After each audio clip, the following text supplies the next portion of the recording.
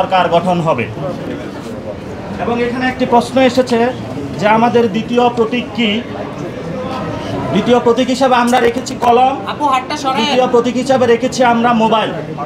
তবে আমরা নির্বাচন কমিশনের কাছে এবং দেশবাসীর কাছে আবেদন রাখব আমাদেরকে যাতে শাপলায় মনোনয়ন দেওয়া হয় এবং শাপলা মার্কার মাধ্যমেই জনগণের তাদের সরকার গঠন করে।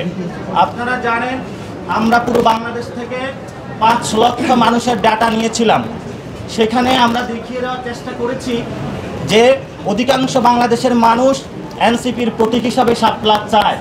জনগণের সেই পালসটা বুঝে আমরা আজকে নির্বাচন কমিশনে শাপলা প্রতীকের জন্য আমরা জমা দিয়েছি।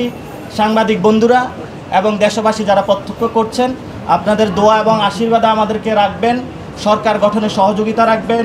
ইনশাল্লাহ আমরা এই সরকার গঠন করেই বাংলাদেশে যে জরাজীর্ণ ফেসিবাদী যে বন্দোবস্ত রয়েছে এটাকে বিলোপ করে নতুন একটি সেটেলমেন্টের মধ্যে শক্তিশালী একটি বাংলাদেশ গঠন করব।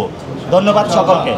আমাদের ইতিমধ্যেই ট্রাকে করে আপনারা জানেন নির্বাচন কমিশনের আমরা 105টি উপজেলার মেম্বারশিপ ফর্ম থেকে শুরু করে সবগুলো ক্রাইটেরিয়া পূরণ করেছি।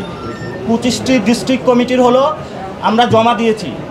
আমরা এখানে প্রাথমিক যে নিবন্ধনের 5টার আগে সাবমিশন করার কথা সেটা করেছি। ট্রাকে করে আমরা সবগুলো আমাদের পেপার দস্তাবেজ যেগুলো রয়েছে নিয়ে আসতেছি।